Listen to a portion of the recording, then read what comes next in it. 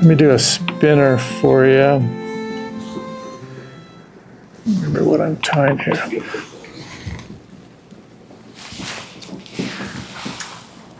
Okay.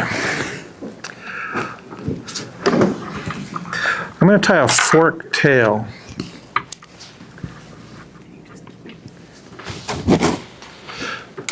Can you see that fork tail on that? Okay, that is so easy to do, and I'll show you the trick. A lot of people struggle with that. All the books will say, oh, put a dubbing ball down there and have the tail go around both sides of the ball, or bring thread, tie an extra pair of string of thread in there. But I'm going to show you a really easy way to do that. Okay, I'm using Unithread. Now you want Unithread because it's round. Unithread is actually woven so it doesn't unwind flat, where Dynaking, or Danville thread will actually go flat. So you got to really know what thread you're using. Now to get that forked tail, it has to be tied on a bare hook. It's required, because if you put thread down there, there's going to be little bumps, and it's going to make that tail squampus. So it has to be on a bare hook. There's no other way of doing it. So here I'm going to take some microfibets. I'm going to take 4 of them, 2 on each side, to give the fork tail. I'm going to tie it on right there. Once again on a bare hook. Now what you want is those microfibets to be side by side on top of the hook. So when you split them, they split just like that. And the only way to do that is bare hook. Okay, so here, and to keep them on top, I'm going to pull this at a 45-degree angle up on top of the bare hook. So I'll pull that up, wrap the thread side by side down the shank, and right before you get to the bend, stop and wrap the thread one time going backwards. By going one time backwards, that locks the thread in so that it's not, when you go underneath, it's not going to get loose and everything falls apart. So by locking in, you can see here I can go underneath. See how it didn't move the tail at all? Now I'm going to take one more red thread, wrap backwards, cut the excess. Now I'm just going to flick it, and immediately the fibers just went like that. Now I can take my thread underneath, split it between two fibers on each side.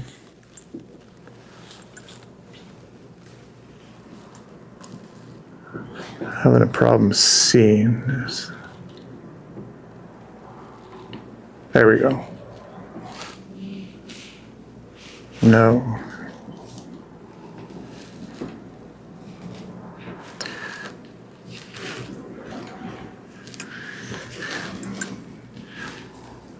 Okay. I'm going to start back again.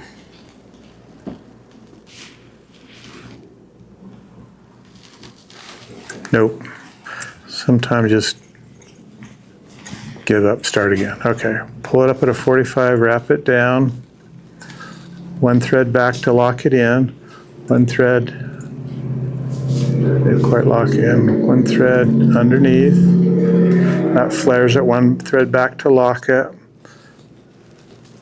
Flick it to spread it out. Then go between the two. And see how I got the fork tail right there. Can you guys see that? So that's how to do it. Okay, and here I'm going to use something different from the ribbing. This is just really fine mylar. Opal mylar. This is from Joann Fabrics. This is actually, you can put this in your sewing machine and sew with it. But it makes great, a little bit of sparkle in there. I'm going to dub that.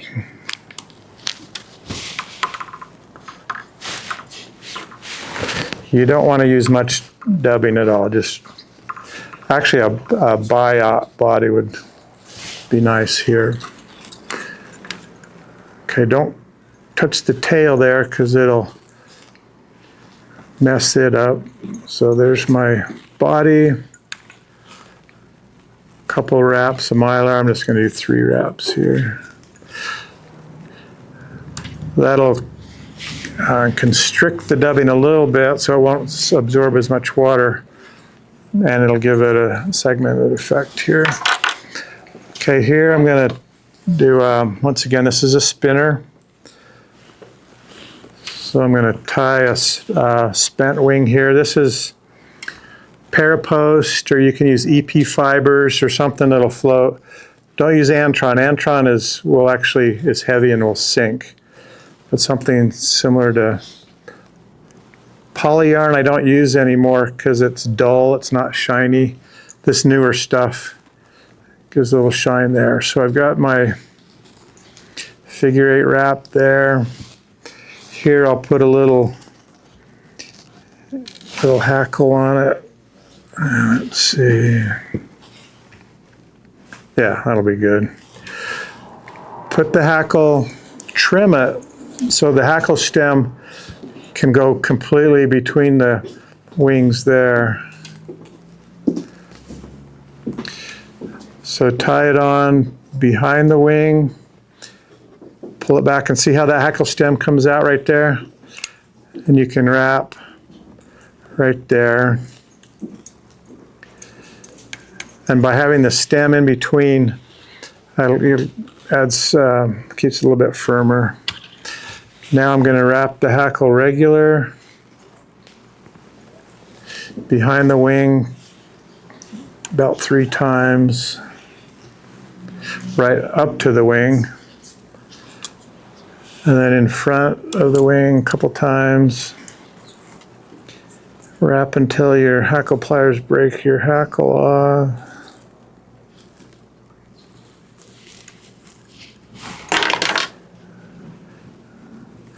Old school.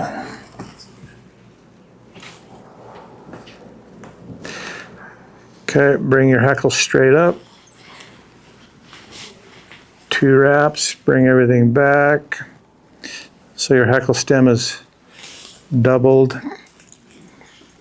Tie it off.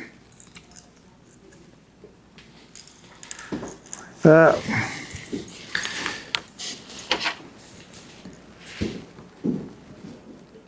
Oops. There we go. Now,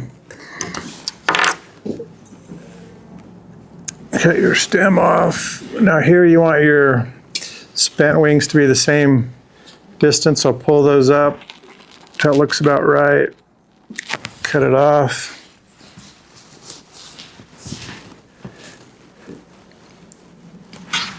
Now here's the trick of this fly. I'm gonna, spinners, they're flat on the water. So I'm gonna trim the hackle in the bottom so that it will lay flat. Like that. And then mayfly wings are never square, so I'm going to put a little angle on them. Try not to cut your hackle. Now the beauty of this fly is most spinners you can't see because it's flat on the water. This has got a little bit up there so you can actually see the fly on the water.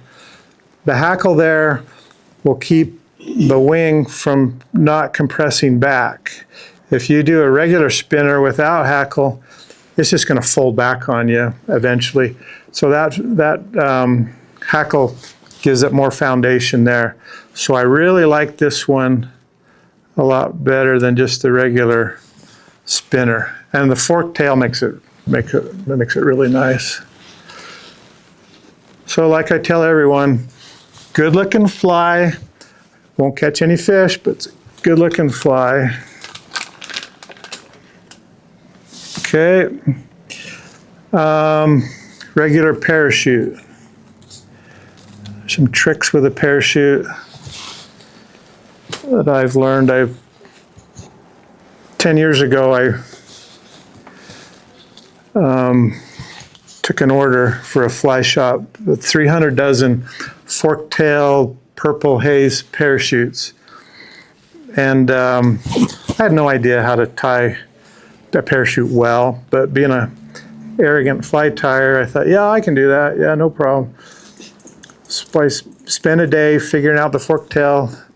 Then I learned how to do a really simple, easy parachute, and I'll show you that here. So once again, microfibettes, 4, 2 on each side. Sound like a broken record, but has to be tied on a bare shank. Keep those fibettes side by side on top of the hook by pulling them up, 45 angle. One wrap back to lock it in, one wrap under to spread them, one more wrap back to lock it in, flick them, bring the thread between, so there's 2 on each side. Then you want to pull your thread the right tension until it just gets the right angle, the right split. See, I didn't mess up with that one because I wasn't thinking. Just went right through it. Okay, so here I'm just going to do a straight dubbed body. This will be a flav, I guess. Oh, not yet. Got to tie my post on first. Okay, so here you can use CDC. I'm just going to use this pair post here. You lay the pair post flat on the shank of the hook so it's horizontal. Take 3 wraps. Okay, pull it up, 3 wraps in front, pull it back, 3 wraps in back. Then you want to wrap the post. See how I'm grabbing and letting go of the wing post? Do that so you've got a good base there to put your hackle on. Now to make that hackle even better, I'm going to tie my stem of the hackle. You tie it in front, bring the hackle behind the post, grab the post, hold it up, or grab the hackle, hook it to the post, and take that hackle up the post. And I don't want that to turn, or I'm going to get my hackle on backwards. So let's see, so I'm going to tie that on.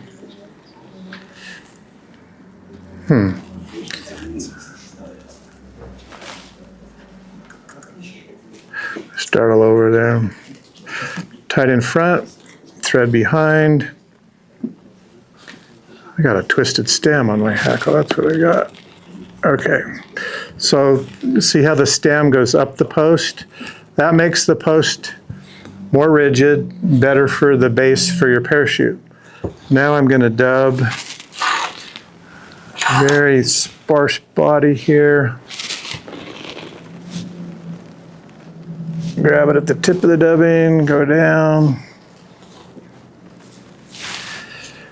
You'll notice here I'm doing the whole body at once. I don't have to stop to do the parachute. So just dub right through the base of the post up to the eye. Now when you're all done, take 1 wrap around the post.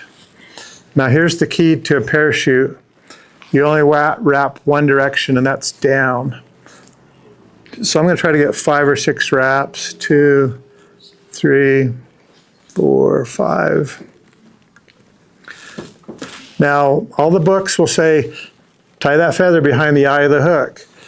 That's wrong. Don't do that, because if you do, you're going to get all those fibers in the eye of the hook. You don't want that. So I'm going to tie this off on the post. So take your feather, point it down, wrap your thread on top of the feather here, the tag end. Then lift the feather up and wrap under the feather on the post twice. Then pull everything back. Now you can wrap the thread behind the eye, and there's no fibers in the eye. You got a clean eye to put your tippet on, and then just finish that off. Never try not to ever cut like this. Use your scissors as a knife. Like that, you'll get a tighter cut. Get rid of the hackle there. Now before you cut the post, pull the post up and stroke everything down so the fibers are horizontal. Check your tail. Now, I always cut at an angle to make it look more like a wing. So there's the angle I want. Yeah, it's a little bit too tall for my liking. I'm going to trim it just a little bit more. And so there's what I call perfect parachute because it's got a perfect fork tail. We've got a good hackle on it. And like I say, for the post, you can use CDC or Polywing, but there you go.